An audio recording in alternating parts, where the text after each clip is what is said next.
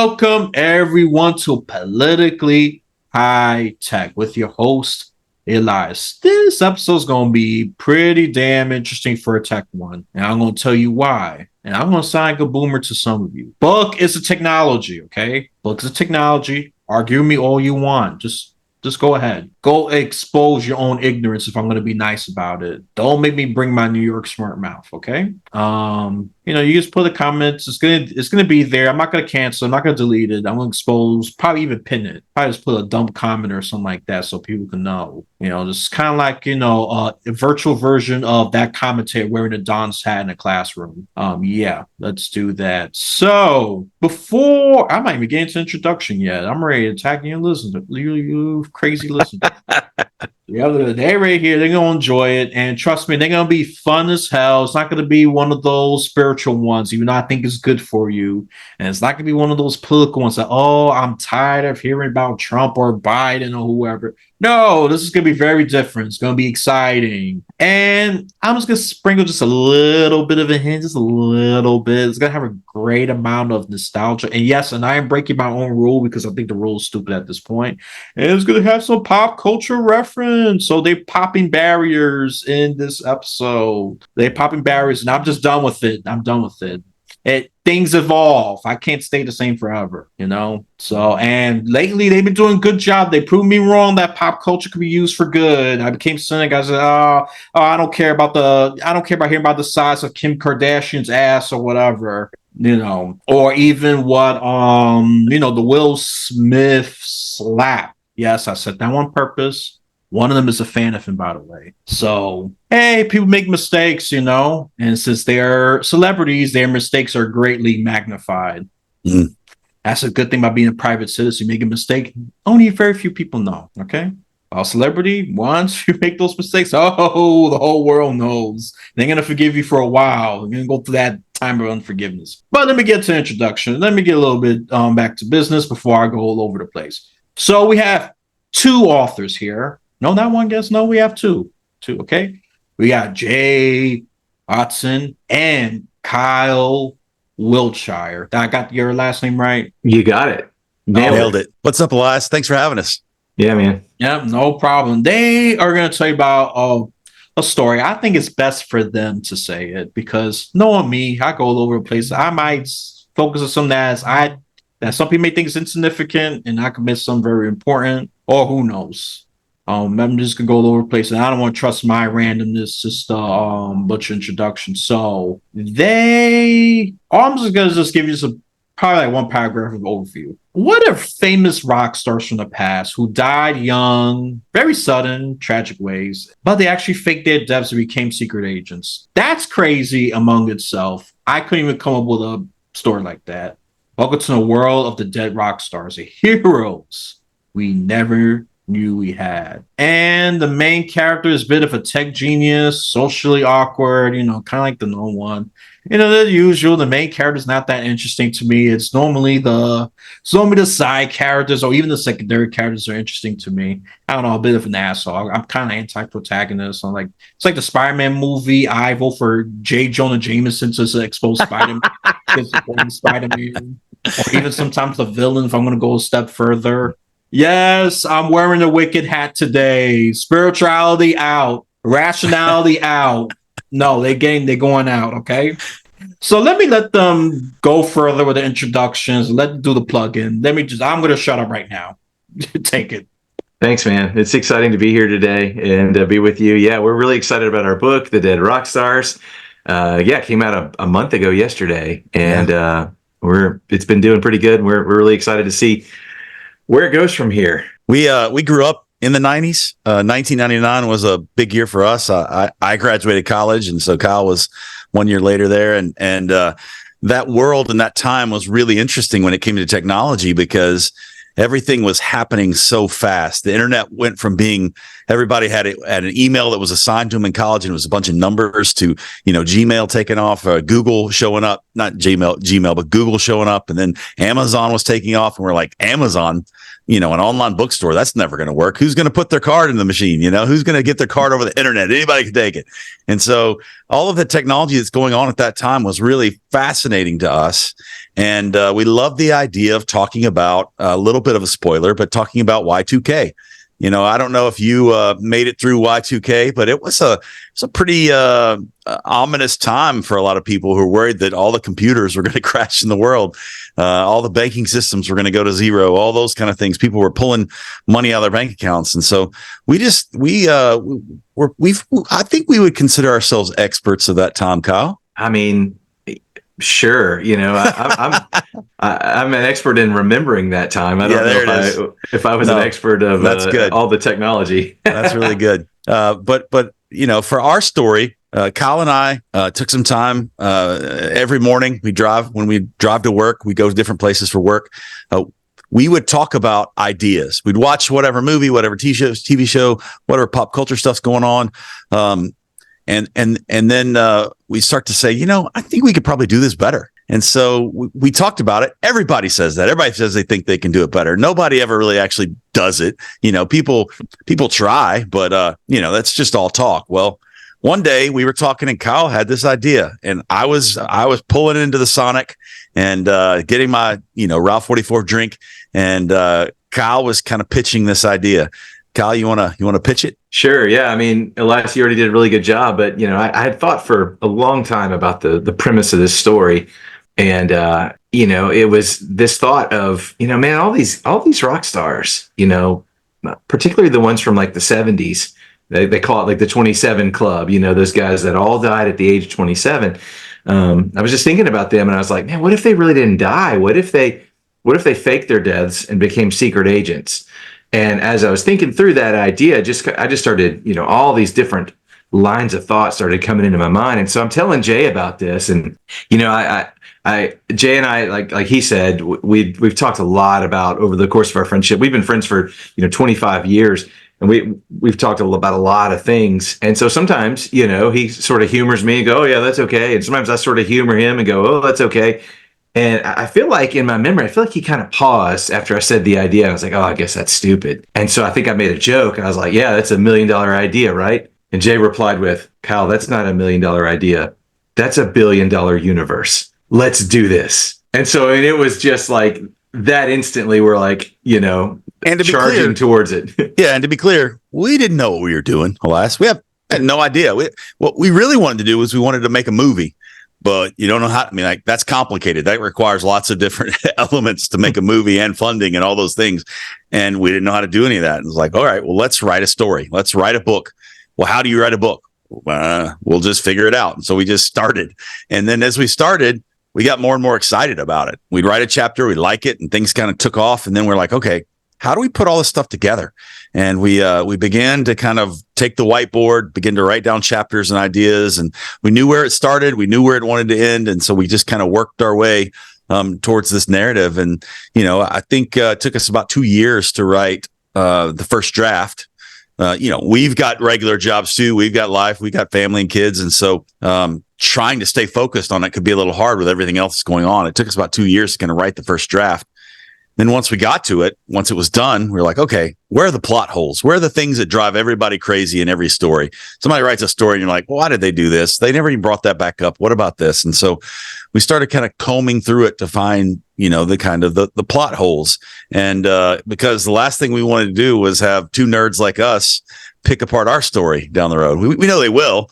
You even talked about your commenters online. There's always haters, man. And so we spent a lot of time working on that. And then, you know, it kind of went from there.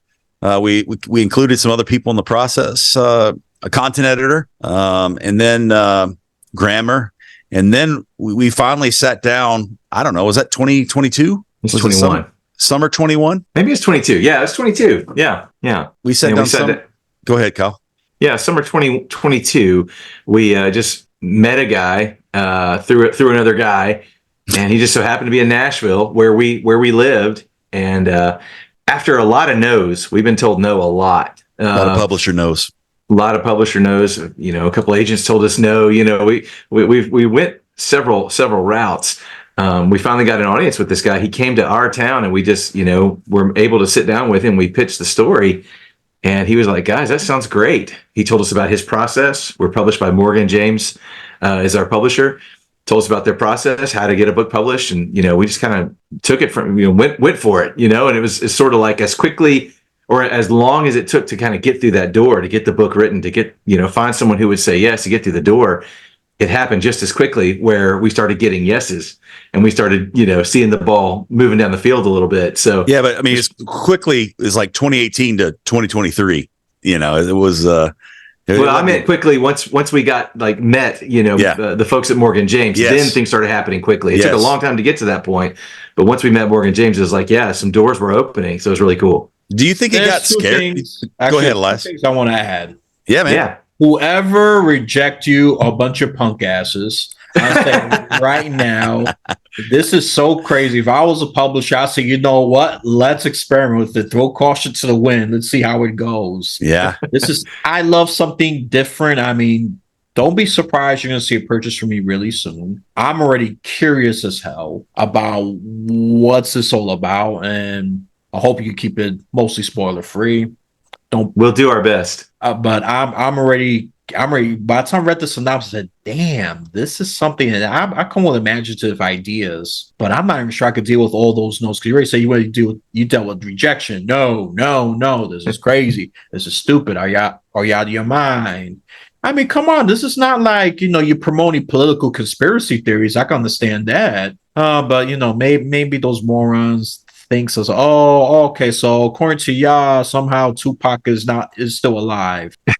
Well, I don't think he's a rock star technically, but he was in spirit. He's a rock star in spirit. Yeah, rock star. Yeah, yeah. If you want to be kind to me, best rapper. I mean, and just to be fair, to put myself in the '90s, I'll say I am pretty knowledgeable of it. I saw documentaries I actually lived through. I was in grade school when Y2K happened, and I was actually scared as hell. And this isn't the first time I started developing skepticism. After I survived, I am never listening to another end of the world message ever again. Yeah, that's really true. 1999, I was in Dayton, Ohio, with my wife and her family, and we were sitting there watching the ball drop, and it got down, do the countdown, 10, 9. We get to it, and it happens, and the TV cuts out, and the power cuts out, and it's like 15 seconds of chaos. And then all of a sudden, everything pops back on, and we keep trucking, and it was like, oh, okay, guess that was it. I hadn't heard that story. That's crazy. All the paranoia around it, though, it was considered a big deal, and all because computer programming didn't think to add 4 numbers to the year. They just had 2. And so we get from 1998, 1999, when 2000 hits 00, it wipes everything out, supposedly, as far as the software goes. And, a little patch took care of everything, and we move on with life. I think it was one of the earliest, I'm sure there's earlier, but one of the great examples of fake news, not trying to get political here on your non-political episode, Elias, but, it was like, just go ahead, mix it up. I don't care. what can we do to drum up, viewers? We want to watch people put eyeballs on our show. So let's hype up this thing, even though it was a very simple fix. I believe, I can't remember from research, but I feel like they fixed it in 95 or 97 or something like that. Pretty early on. One of the early on, patches to Windows, I think by and large fixed it on just about every computer. And, it was a simple fix, like Jay said. But just let's drum up the hysteria. Let's make it, let's make people panic and worry people so that they'll watch on television. Yeah. And for us, the idea of that panic was really interesting to think, what if something really was going on behind the scenes, and what if the DRS team was able to stop it and we never knew the difference? I mean, that's the beauty of secret agents, right? That's Men in Black, that's Kingsman, that's all these kind of things in those worlds where things are happening and we don't know. And that's kind of how the DRS exists. And something you mentioned as far as the terminology of a rock star, our history that we've created, our alternate history, is really widely encompassing. It starts hundreds of years before, and 100, 150, 160 years before. Yeah. And moves forward in the future as well. And in the trends of culture and the trends of the world, the most influential people, in the 1800s and the 1900s are probably U.S. presidents. You get to 1950, the most influential people in the world become rock stars. You know, you got your Buddy Hollies, you got your Elvis Presleys, your Johnny Cash. They're all taking off and they are sweeping the world. You know, Beatlemania a little bit later. You have all these things that are going on, and they are the most influential people in the world at that time. And then you get to the 1990s, and the new rock stars of the world are the Bill Gates and the Steve Jobs and those. And, you know, today we've got Elon Musk. Whatever Elon Musk says, he can make Dogecoin happen. And you're like, everybody's rich, you know? So these tech stars in the late 90s and the early 2000s, they kind of become the newest version of rock stars. And so our story has the DRS team recruiting Cole Denton, the character we've created. So we kind of look through his eyes into the world of the DRS and discover what it's like and be surprised by all these elements because he's never seen it. But he's a tech star, and they need someone to help stop this imminent threat that's coming that they don't know how to deal with. And so that's kind of our story and how all these things kind of click together. And so Rockstar is the fun thing to talk about, but really we're kind of dealing with these influential people that are making a difference in the world. There's also another piece of it too, Kyle, where a lot of these guys died prematurely. They died early and they had kind of dark pasts. And so we wanted to do something a little different, right? Yeah. So when you think about, you know, again, all these rock stars, they tragically, many of them tragically passed away, whether it was through addiction or the price of fame or, you know, whatever it was. It was a tragedy for just about all of them. And so, you know, we looked at it, and of course they're real people. You know, we want to be respectful of the fact that they were real people. But at the same time, we're like, man, we love these people. We love their music. We love, you know, how they've impacted the world. So we want to kind of give them a second chance. We want to kind of honor them in a way and talk about what would it be like if they had done this and they had a chance to truly change the world. You know, everybody says rock and roll can really change the world, you know, the old phrase or whatever, but can it really? I mean, can a song really change the world? I don't know. Bono says yes, but I don't know. Like, what if they really could though change the world by being secret agents, by doing things in the shadows, you know, in plain sight? It's one of the fun elements of our book is they don't dress up, they don't like, you know, wear mustaches in public or whatever. They just go out, you know, because dead is dead, right? When someone's dead, they're gone. It's over. They're not coming back. And so, I mean, we kind of make the joke. You may not remember, Elias, because you were, you know, in elementary school, but back in the grocery store line in the 90s, man, all you had to do was look to the magazine rack, and every single one of them had a picture of Elvis on it, saying he was, you know, at the pizzeria, he was at the shopping mall, whatever, you know, all these sightings. Elvis, aliens, and Jesus statues. Bleeding Jesus statues was a big thing, right? All the time. Yeah, and sometimes all three of them would be hanging out somewhere, like on a beach, right? Elvis and aliens and Jesus statues.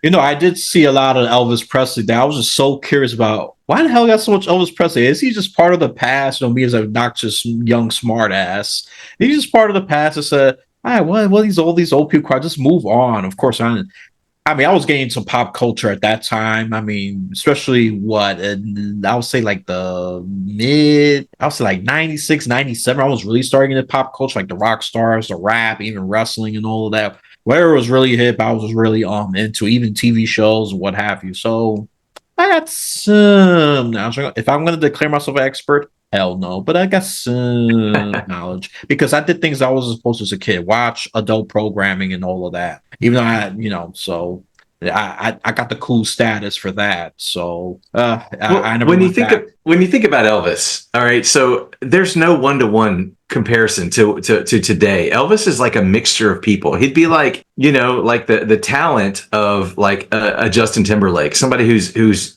incredibly talented, or a Justin Bieber, you know, like the looks of Harry Styles, you know, like the ladies just loved him, you know, and you combine all these things, the controversy of, you know, maybe like a Lady Gaga or somebody, you know, somebody that people sort of want to throw rocks at the same time. And you put it all in this one package of this magnetic guy who was just so charismatic, you know, like you can't really compare that to anyone today. I mean, he took over the world in the 50s and 60s, so much so that, you know, I mean, a lot of people do it today, but he kind of was like, I'm going to walk away from music I'm just going to go make movies, and completely, dominated that. I mean, I know his movies declined over time, but when he first started, it was a big deal, and then decided one day, hey, I'm going to come back. So 1968 had this special, and it was like one of the greatest moments in television history.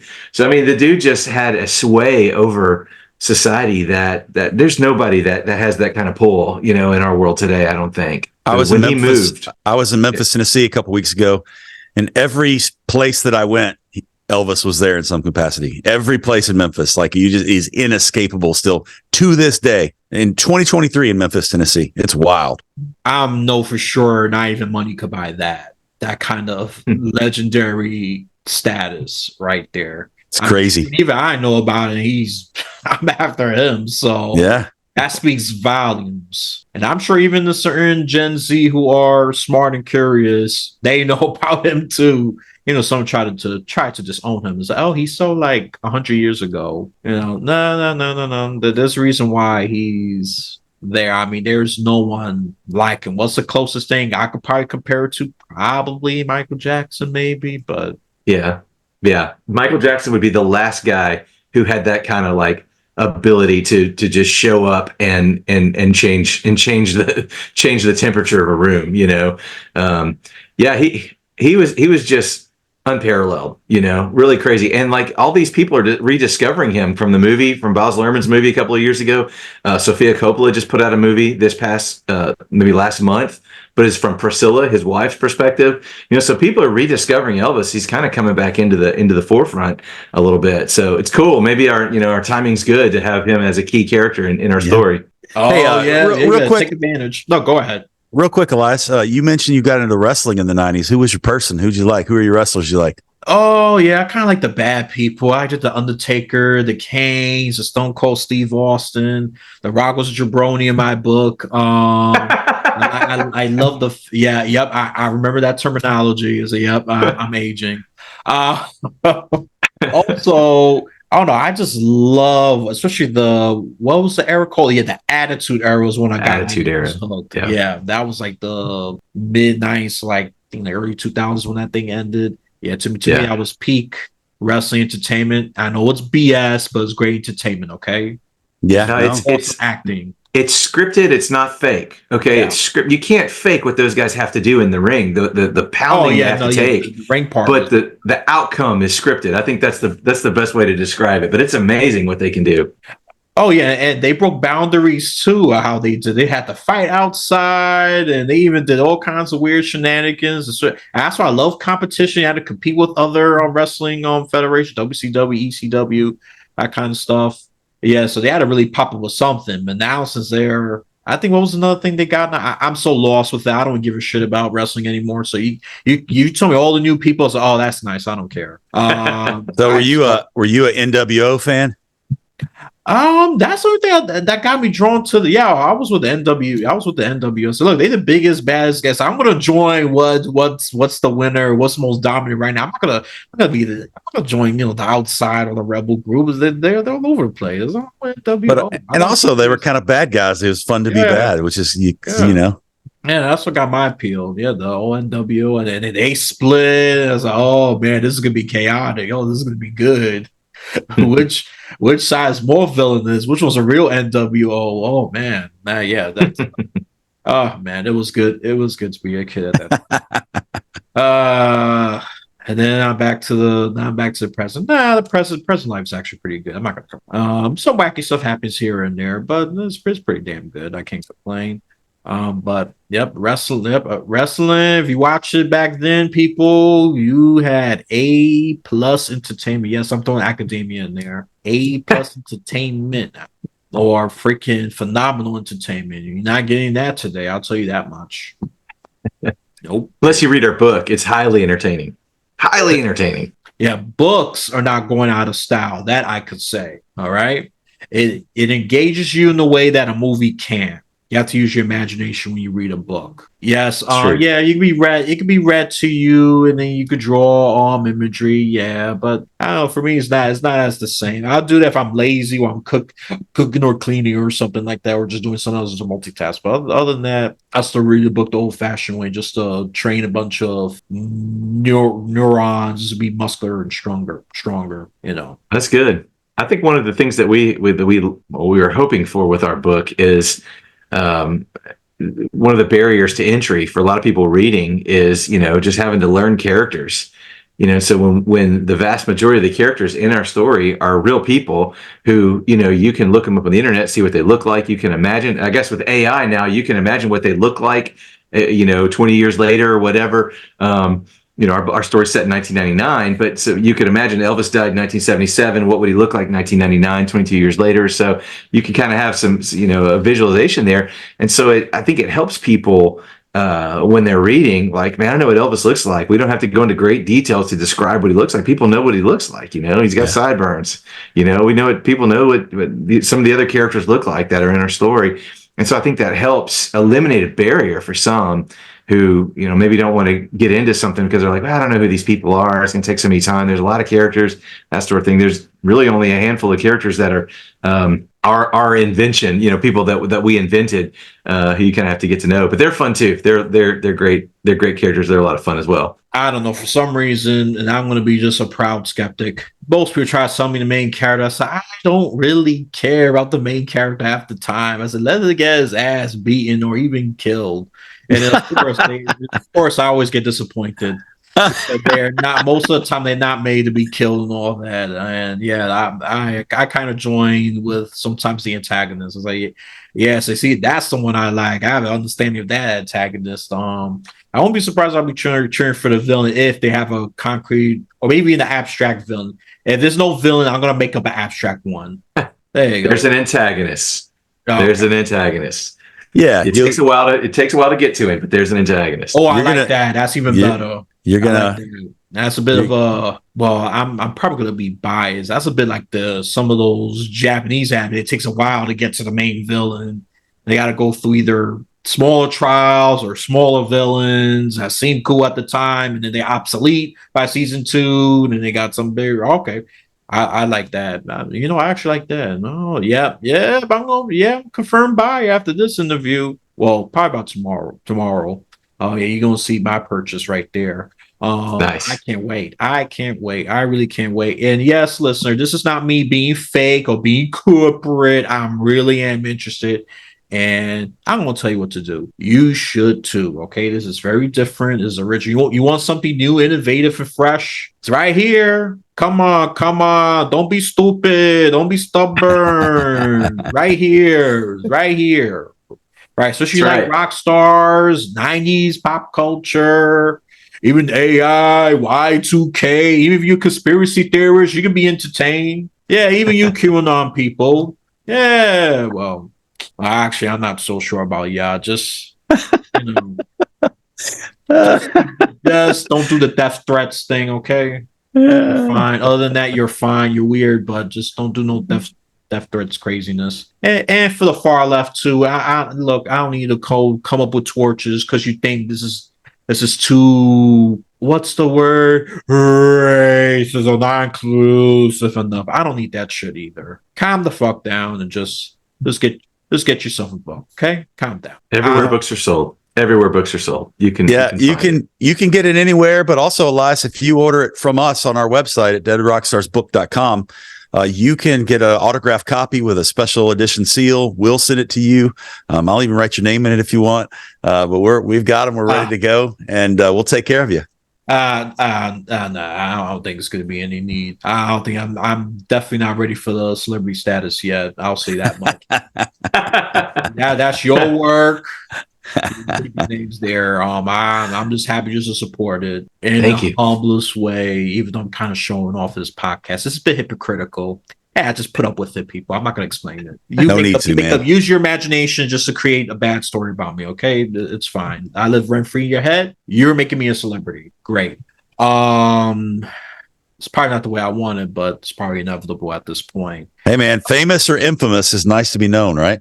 Yeah, until they have just like I said, the either the QAnons or the BLM radical morons that come storming around and hurt my family. That's when it's not so nice. That's when it's not great to be known, and that's only my legitimate concern. Other than that, I thought I would be so sensitive in Snowflake, but it came to hated comments. I just laugh at them. I said, you're only tough with the keyboard. If I break that keyboard, you have no brain cell. Okay, great. All right, let me stop attacking you haters. The lovers, the supporters, you know what to do. I don't have to say anything. You're the intelligent ones. And if you want to picture me kissing your ass, that's fine. You use your imagination.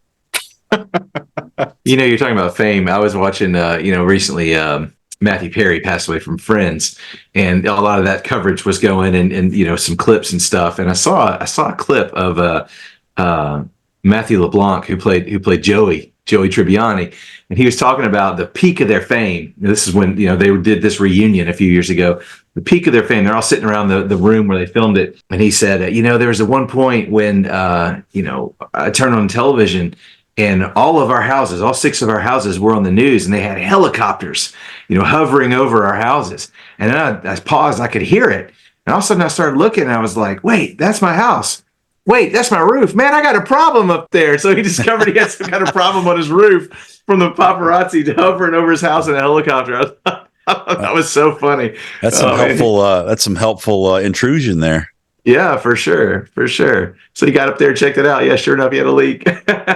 Oof. Yeah, helpful, but what's the cost? Reputation. What is the cost? Yeah. You're right. Embarrassment, exposure. Oh man. Well, at least he didn't die by the crazy paparazzi and that intrusion. So that's the bright side to it. Sad he died to his disease and his demons. Matthew Perry, God rest his soul. Really. Sure. Sad for some reason. I just knew he was going to be gone. I just knew it. I knew it. There was just signs that were just pretty obvious to me. And I'm not even a big Friends fan, but I just saw things that he wasn't as well. He was a bit off. His energy wasn't there. He wasn't as present with the reunion. I said, I don't know, something really bad's going on. I won't be surprised I forgot when the reunion happened. You could tell me the year. I know he was dead this year.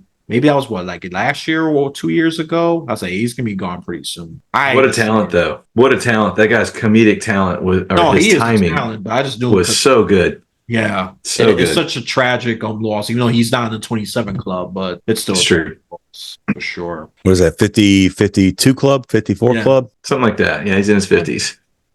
Yeah, I still say that's still pretty damn short. Especially for sure. It's getting younger every day, right, Kyle? As we get close to that mark, yeah, it's getting younger every day for sure. All right, let me short circuit this morbid, somewhat tragic. Sorry, let's get back to the more fun alternative universe. Yeah, with this main character who so far, yes, I am throwing prejudgment. Yes, and I am being biased. So far, I'm not a fan of the main character. Okay, that's how I always am. Trust me. If you will be comic books and all of that. I'm almost always looking for the opposition and probably joining them. And if the opposition's too stupid, I'll be the only opposition. I'll be the third party who's against both of them. He's an interesting guy. Cole Denton's his name. In the beginning of our story, he's a student at MIT. He's near the end of his PhD. He's one of those Doogie Howser types. You remember Doogie Howser, right? That's probably a little before your time. But Neil Patrick Harris, when he was young, he played a role called Doogie Howser where he was like 15, but he was also like a doctor because he was a genius. And so he's that Doogie Howser type. Got through high school, got through college and everything. He was in his PhD and he was like 21. So he was super, super brilliant. Knew the internet, knew that, could see that it was the future. And the thing that he created, the thing that he invented, and we had to think of something when we were coming up, we can't say that he actually invented Facebook. That story's already been told. Zuckerberg stole that idea from some other guys, right? It can't be, it can't be this thing, it can't be that thing. So we thought, what does a nerd who, loves his computer more than anything, what does he crave? What does he long for? What does he want? And he wants connection. He wants to be with people. He wants to, find a love interest. And so in our story, what Cole Denton created was the first dating website where you could find a love connection. And so he goes on all these dates. We don't see them all. We only see one of them, but he goes to all these dates to figure out points of connection. You know, he turned how to connect with a girl into a math problem. You're right. You know, so he had to go on all these dates to find points of connection to create an algorithm that could successfully match people. And so that's sort of when we meet him, that's what he's doing. He's on a date. He's trying to connect with someone. He's trying to figure out, you know, how do I make this work for other people? The thing that I want in my life, connection, how can I make it happen for everyone else as well? So that's he's a likable guy. I think you'll like him, Elias. Give him a chance. He's a likable character. He's a creator. He's being biased, so I'm gonna just dismiss all of that. You know what I'm saying? He got stakes on this, so I'm just kindly tossing out the window with a smile. Yeah, yeah. I'm still gonna read it, be enjoyed regardless. Yeah, man, only you're gonna have main fun. characters has actually impressed me. I don't know. I just kind of I don't know. I just have this trollish nature at times. I just like to be oppositional and different. I get it. I've got a daughter who is a grade A internet troll for sure. She is all about it. There's never a movie she even likes anymore. It's like whatever comes out, it's like, they could have done better. I'm like, come on, kid. So who were your protagonists that you did like? Let's see. What was the recent one? Phenomenal movie. And yes, Voldemort, Thanos, you know, these are people. yeah. No, there were a couple of heroes I like. All right, let me just be fair. Let me show that I'm rational. Eyes roll. Audio people that can't see that. I like, you know what I like? Black Panther. Yeah. Okay. I like Black Panther because he was not this typical main character. Yeah, he lost his father and all of that, but he was smart. I mean, he got his flaws too, but I find him some reason just pretty likable, unique, and he did have a flaw. He had this more isolationist mentality, and then eventually he opened up and helped out communities in need. No, I'm not a wokester, if you're gonna think that. But that's the story that they went with, and I think that was a very good story. That was a character. Yeah, Black Panther was great. Black Panther. You know, the sad for some reason. This is where I'm going to bash the one side of the party more, particularly the Republican Party. Was making up all kinds of stuff about it. Said, listen, shut up. He's not new. If you want to go back to your history, he was made around the civil rights era, especially the peak of it. Okay, and just shut up. Stop saying he was made around this 2010s or something. No, you got to go back in time, and that's propaganda. And I bash the left for different reasons too. Oh yeah, this is just confirmation of reparations. Not exactly. All right, just relax. He was definitely a compelling character in the story. I mean, because he was torn, you know, like you mentioned, he had a interesting relationship with his father, who, you know, he wanted to, you know, honor his father and he loved his father. But then when he found the flaws in his father's approach and mentality, that was you know, brought some anguish in his life and his heart. And so it's kind of cool to see him process that and work through that, and, you know, makes him choose to lead in a different way. But I think he has my favorite line in maybe all of the Marvel universe in Infinity War, when he looks at Captain America. He says, "Get this man a shield." I get chill bumps every time. Every time that part comes. You know, Elias, too. Black Panther. One thing I want to add is that it shattered the African stereotype.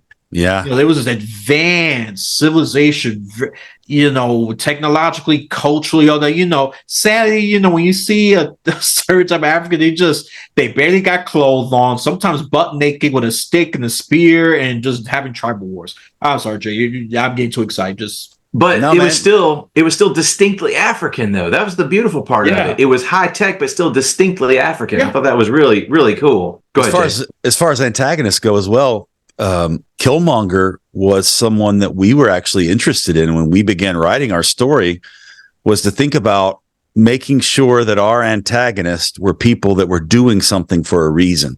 They weren't just bad guys for the sake of being bad, but like Killmonger had a very specific worldview, and he wasn't just trying to take over because he wanted to take over. He was trying to make things right in his eyes when it came to the world. Thanos, no different, really. And we wanted our antagonist in our story to have really good reasons for what he was doing or she was doing. Mm.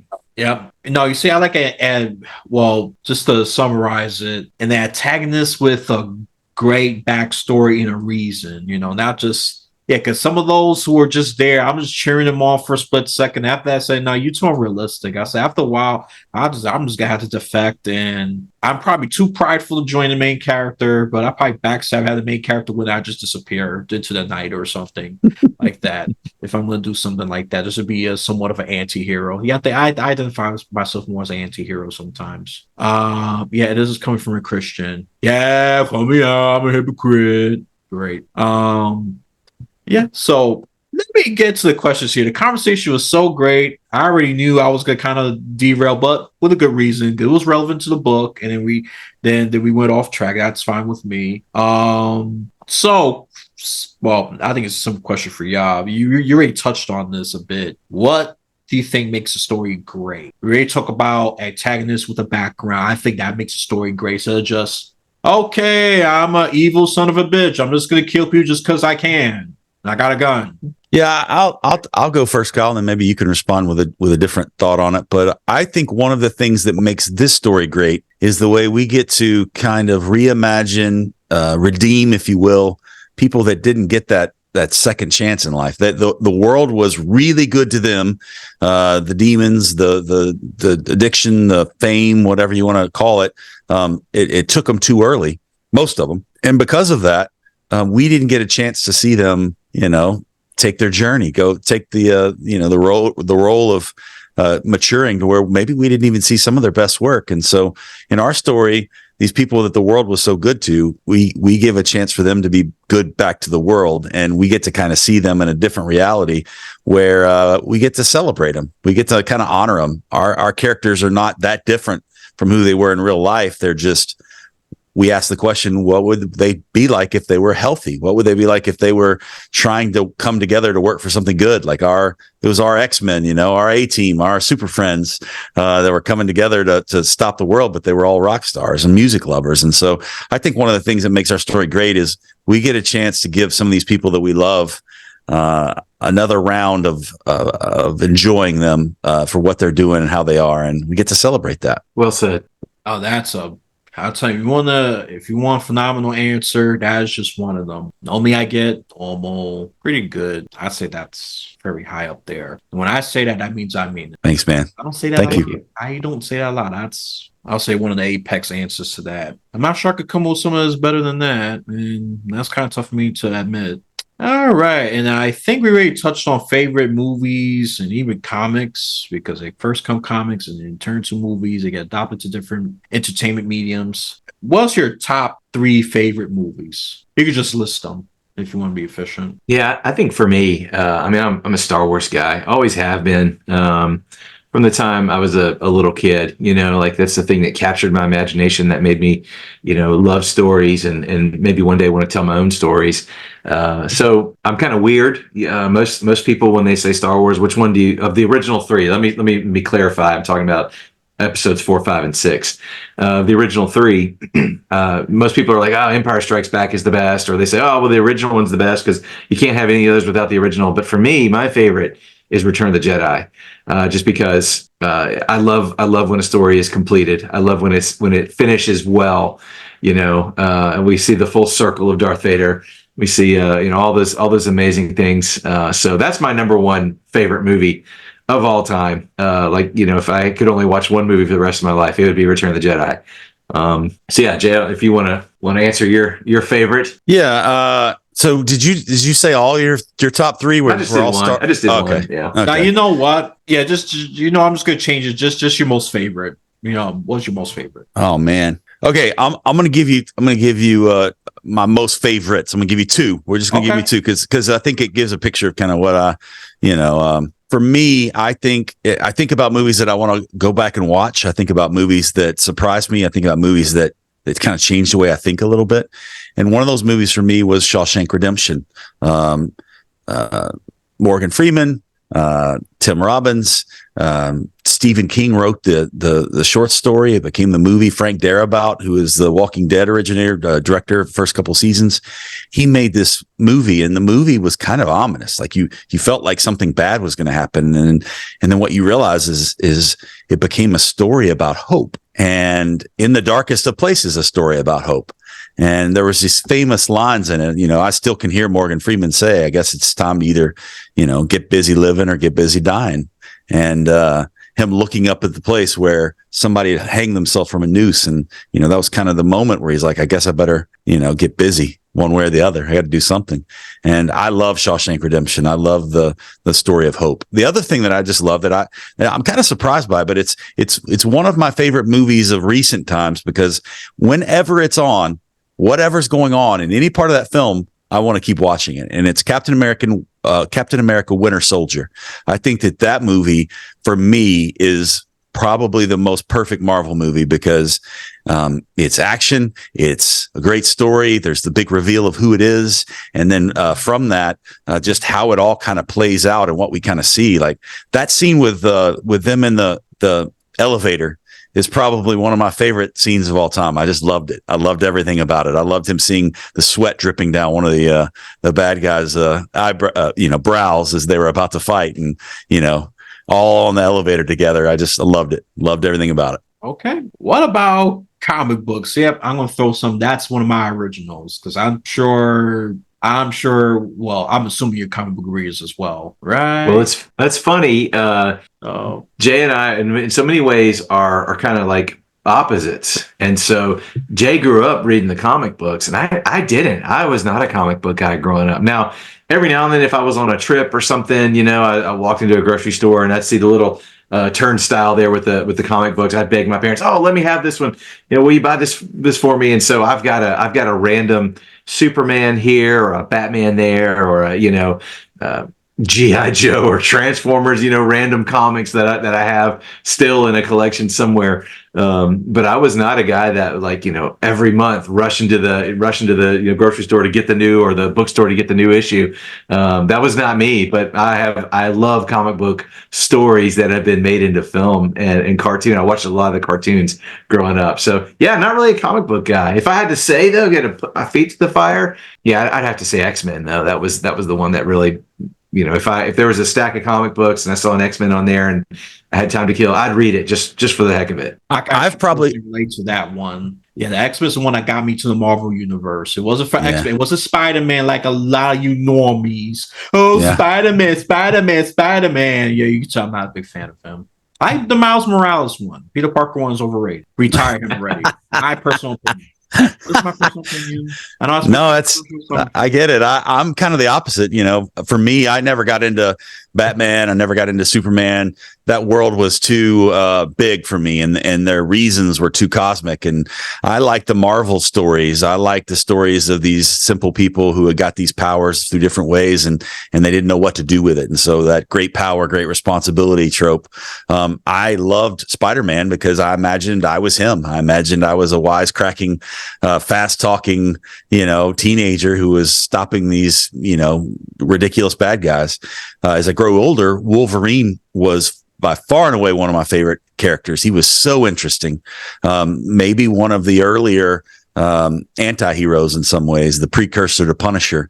But then as I grew up just a little bit into adulthood, the humor of Deadpool, or the outlandishness of Guardians of the Galaxy. The Guardians of the Galaxy comics, some of them are just amazing and nobody ever heard of them. Nobody knew anything about it. And so when that movie came out, I told Kyle, this is going to be a hit. Kyle's like, there's no way that movie's not even going to make $100 million. Or something like that, right? Didn't you say? Oh yeah. I was thinking it would be the first flop, because you got a talking tree, or a tree that only says two things. You got a talking raccoon, and you got, green people and purple people and all the, nobody can look at the screen and go, "Oh yeah, I relate to that guy," and maybe people can, but it's like, no, this is gonna fail. Nobody knows about these characters. Nobody cares, and I couldn't have been more wrong. It was amazing. It's one of my favorite comic series. I would have chewed you out. So no, this is gonna be great. I already said, why they haven't done a movie yet? Come on, Marvel.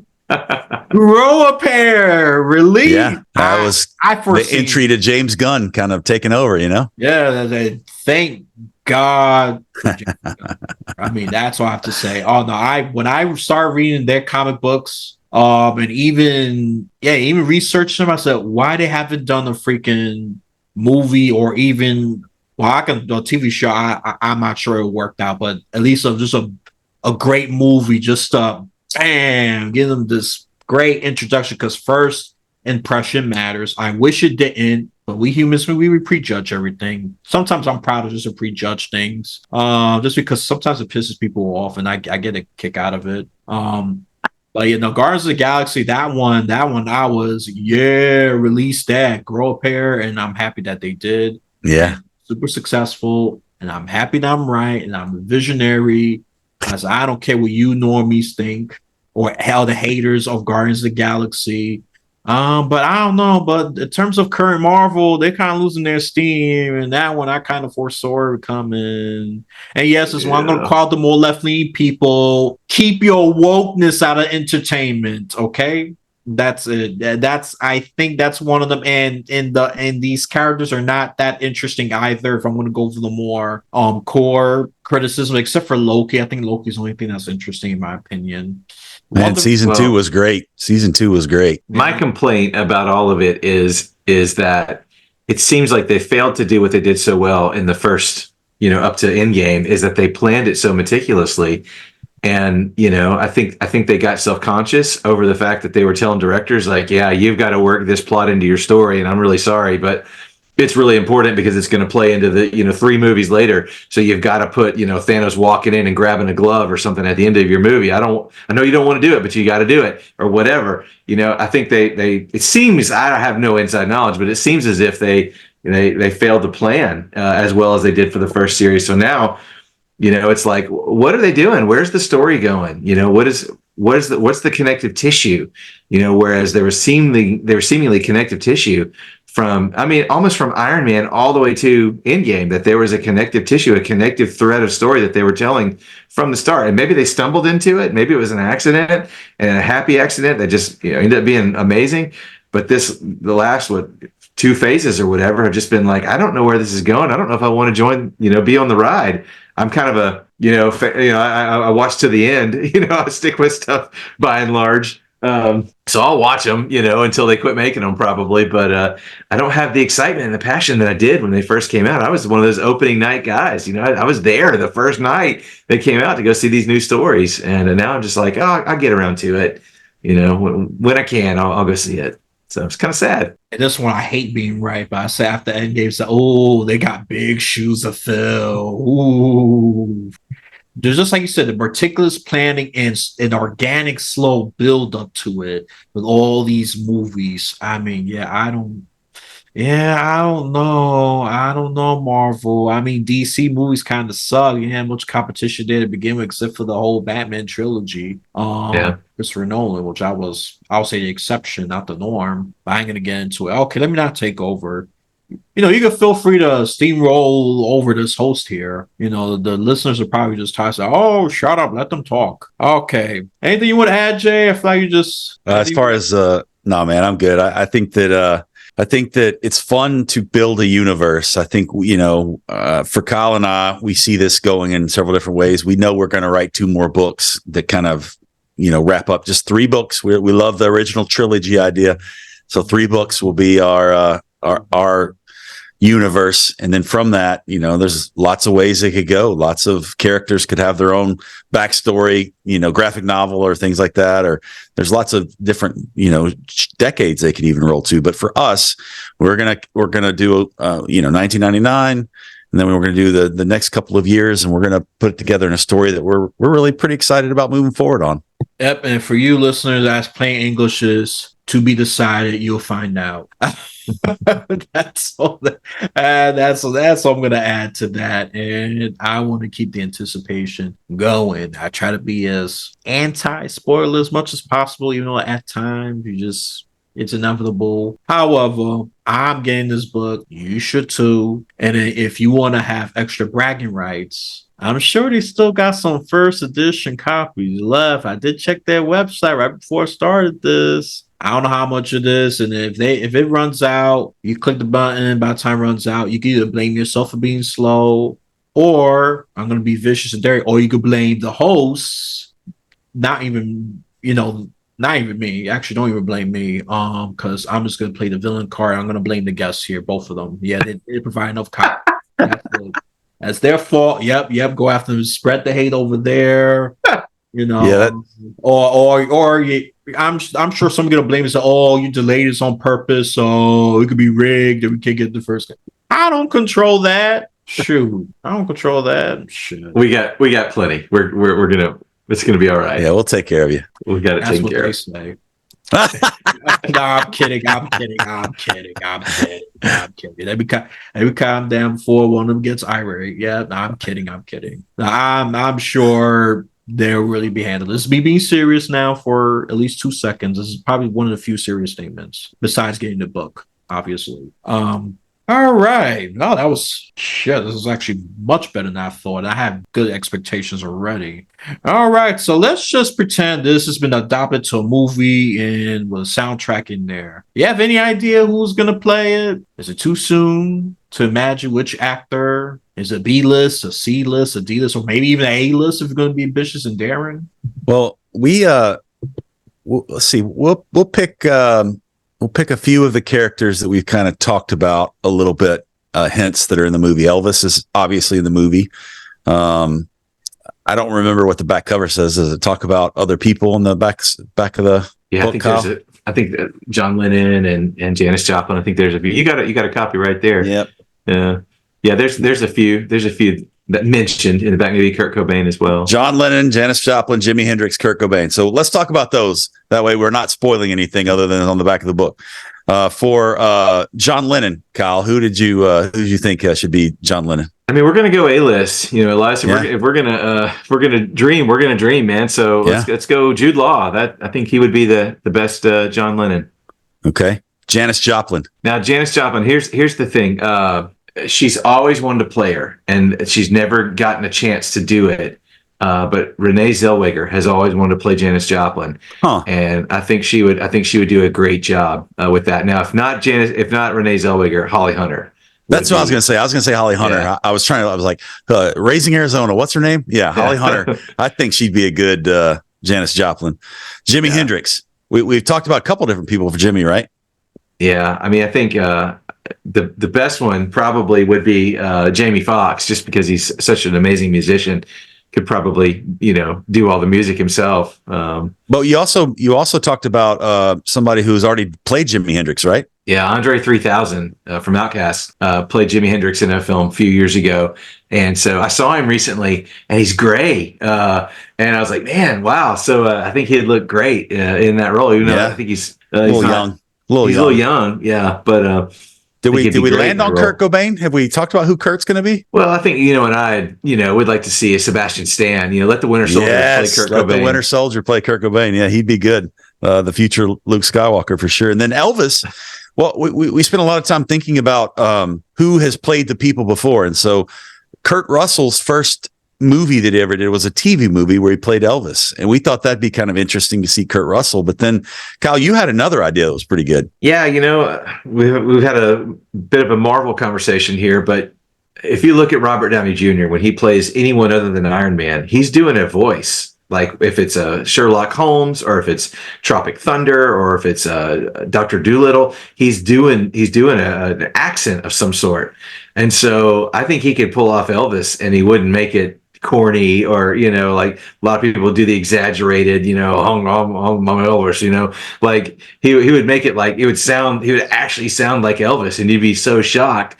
And he can do all the action stuff too. So I'd say Robert Downey Jr. would be my dream cast for Elvis Presley. You got any thoughts, Elias? Any people you think would be good in those roles? I'm trusting that to y'all. That's her baby. You take care of it. I'm just gonna play Funko, just support behind the scenes, just take the easy way out when shit blows up. I love it. No. But Now I have the so far based on everything you said, I am more of agreement. Shockingly, no, it's not shockingly. It's your baby. You know your rocks is all that way more than me. You know, I know when to be an asshole or fight back. This is not one of them. I am not going to make myself look like a fool. So I'm not going to challenge when I can't flex as hard. So those words sound good to me. Yeah, Okay, I pick my good. battles wisely. Good. Yeah, that's what I do. And since we have a whole bunch of rock stars, it would be pretty lame to leave out a potential soundtrack to accompany with it. Now that's just like having music without noise.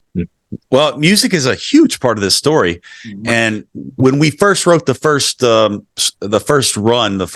draft of this story, we had song lyrics everywhere in the story. Then we realized you can get sued for having song lyrics. And so we had to really kind of back out on the song lyrics, but we have tons of songs in our book. And Kyle created a Spotify playlist that starts in chapter 1, the first song that's mentioned, and goes all the way through the book. And so you could listen to the playlist as you're moving forward in the book. And it's really kind of interesting because it's a combination of songs that these people originally wrote, and then current songs that are in the 1990s that they enjoy and they're experiencing, along with just songs that Kyle liked, for that matter, right?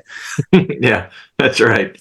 I was the one who kind of shoehorned in a lot of the music, just because I like the old stuff. I'm an oldies kind of guy. Jay likes a lot of the newer stuff, so I was the one pulling songs from the 70s and 80s and 90s. Jay's really good in the 90s, but I was the one pulling stuff from the 70s and 80s, putting it in the book. So yeah, that's my contribution there. But you can go on Spotify and you can find that. We've got it on our social media as well. You can grab it off our Instagram link. But it's kind of a fun thing to do. Elias, when you read the book, you read chapter 1, you go hit that playlist and listen to a couple things that are going on there. It should be good. Look at that extra engagement activity. Does it happen with any other book? Come on. Forget the Harry Potters. To hell with them. There you go. Disappear. There you go. To hell with them. Forget them. They're so yesterdecade. Forget the Harry Potters. Forget even the Hunger Games. Yeah, I don't care. I'll piss you off. The Hunger Games. Get this. All right. Get this. Let's bring a new established culture. I can see excitement here. My vision is going a little crazy. I can see some of it. Come on, people. I'm really not being fake about this. Get it? And what's another big book series that I think they should just toss away? Anything that's already too popular. Okay, you got your time for it to go. Come on. Diversify, take a risk, be daring, be an adventurer as a reader instead of just playing it safe. All right. Yeah, we would encourage people to read our book for sure. Grow some gut, grow some backbone. This would be generous. Okay. I'm sure it's going to be great. And my personal playlist actually has a bit of both. Kind of like the balance. I have some 70s, 80s, 90s, and even a bit of the after 2000s. So yeah, I got my own little playlist. I am not ready to share that yet because it's too all over the place. Until I come up with a nice theme, then I'll be happy to share it. The theme that I'm confident with, regardless of the hate and love it gets. So far, it's just too all over the place, even for my pretty chaotic brain. So, yep. Look, if you're gonna get the full experience, now I do say the full experience, read it and just play with the soundtrack. That's like eating a sandwich without a bun or having ketchup and all this other good stuff that makes it taste good. I was like eating the most plain was a bagel without the sesame seeds, without the butter. You just eat it raw. Bleh, not the best experience. It does add a great element. The music adds a great element for sure. Just treat yourself to the full experience and stop being cheap with yourself. That's all I'm saying. Okay. And I'm going to put this proud, cringeworthy millennial, just like myself, YOLO! You only live once. And don't suffer the FOMO. Fear of missing out. Okay? And so they already took care of that question. So, all right. I think it's time to wrap this up. This is phenomenal. Any more plugins? Anything you want to say? Because I think we already plugged the hell out of this, and rightfully so. And I'm definitely gonna get me the first print edition just for bragging rights and just to show off that I'm the OG supporter. It's not all that true. A bit of a social status in the sense that I got the first edition. Oh, you got the second, third edition, man. You late, man. You late. You a bum. You a peasant. I got the first edition. That's right. Bam. We accept you. We accept you into the circle. Join the army. Look at that. Yeah, platinum covered. Yeah, right. No, let me put myself back in the lane before others do, and then I'm going to be upset from there. All right, so they still got first edition, folks, and they got merch. Yes, I'm using the Gen Z version of it, not merchandise. That's how the more established people know it. Merchandise, merch. There is merch, okay? And yeah, they got media, they got presence already, so they're not noobs. They're not doing this on the fly. They got experience, and they are the first guest to be from Tennessee. Nice. About that state lately. You know, the other states that I'm somewhat ignorant of, except for their politics. So anything you want to add, and go to the Dead Rock Stars book.com. That is DeadRockStarsBook.com. And a link in the description. I'm going to provide it in a link in the description as well. So are their social medias. So you can find another way, another path through that. You know, I believe convenience will naturally increase encouragement. Well, thanks for having us on your show. We really had a great time chatting. A lot of fun. Oh yeah. No, I was ready for it. But anyways, anything you want to add before I wrap this up? Anything? No, man, I think we're great. We had a good time, and I can't wait to hear what you think about the book. You'll have to let us know. Oh yeah, I will do that. Then I'm gonna form my opinions of it, and of course I might start the intro bashing the main character, then to probably I change my mind at the end. Go for J. Jonah Jameson to more of another superhero that helps Spider-Man. I don't know how much Spider-Man you read, but he actually was friends with the Punisher quite a bit in the comics. Oh yeah, that I'm aware of. Yeah, that's a crazy pairing right there, you know? Yeah, I mean, you can understand Daredevil, but the Punisher, yeah, that's something I didn't expect. I said, okay, Spider-Man, you give me some kudos right there, Dan. You're making it harder for me to dislike you. Yeah. Interesting. Yeah, of course I purposely blocked that out because I'm fulfilling my own narrative, obviously. Just like, I understand, yeah. just like an old politician. No, that's alternative fact. Who cares? I did that and happy, even though there's proof. But it's gonna be great. And this is I gotta start going on my own buying book tour. So all right. Anything else you really want to add? Probably final time. None? I was just saying thank you for having us. We had a great time. Oh no, not a problem. So listeners, if you like it, give it a thumbs up, share, subscribe, give a review if you listen to this in the Apple Podcasts or any other podcast you've listened to through the power of automation. Just throw a little AI reference in there. And if from wherever you're listening to this podcast or watching it, have a blessed day, afternoon, or night.